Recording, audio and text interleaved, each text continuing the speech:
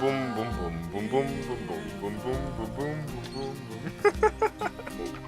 There was this one little girl who saw me and she's smiling, and I've never seen a kid smile so much at me who's just met me.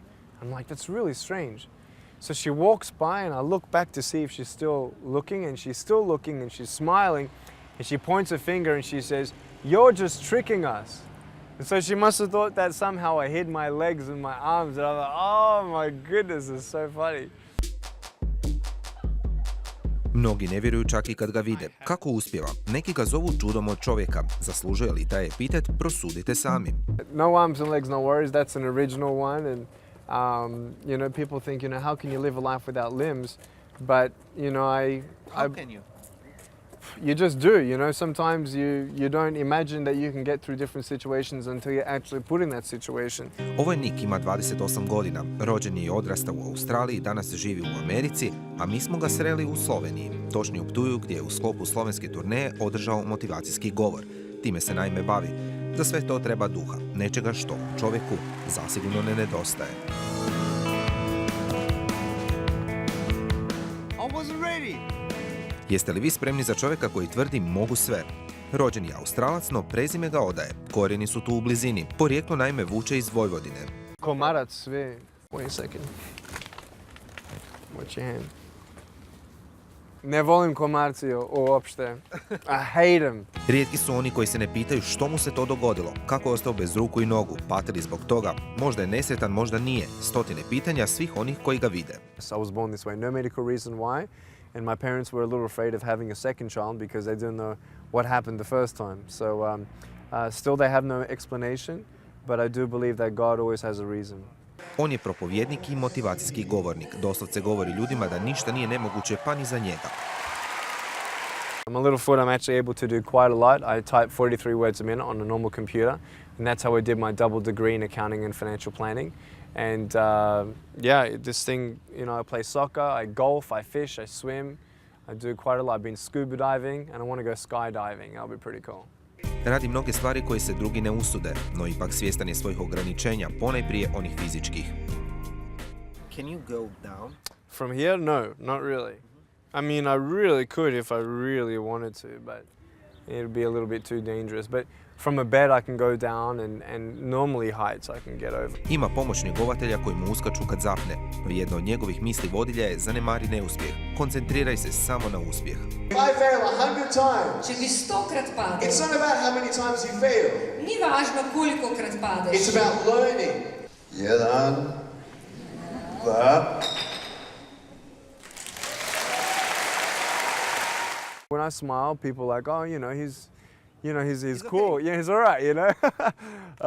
So yeah, I get normally very warm reactions, but normally I don't obviously shake hands, so I hug a lot of people. I naš je susret počeo upravo tako. It's a beautiful thing that actually started when I was 19 years old. Actually, it was the reason why I started hugging a lot more and started speaking. Was when I spoke in front of 300 teenagers, and this one girl in the middle of the room started really crying. She put up a hand in the middle of the talk and she said, "I'm so sorry, can I come and give you a hug?" And in front of everybody she came and she hugged me and she cried on my shoulder and she said, "Thank you, thank you, thank you. No one's ever told me that they love me. No one's ever told me that I'm beautiful the way that I am." Nick je u Ptuj došao upravo kako bi se susreo s ljudima koji misle da im treba takva pomoć. Onima koji iz nekog razloga misle da su manje sretni od drugih. No Nick ima sasvim drugu poruku. Be you, be yourself. You know, stop wishing for you to be someone else. U svojim govorima mjesta za depresiju nema. Njegovi su nastupi često poput stand-up komedije. But it's sort of taking advantage of the situation where you can actually bring humor in and break the ice in front of any audience. You know, when the audience sees me, they don't know exactly what kind of speaker I'm going to be. Is it going to be a guy that's going to make me feel sorry for him? You know, all that sort of thing. I love rock and roll. Bez humora, kaže, ne bi mogao živjeti. Pa i kad je na njegov račun, važno da je veselo.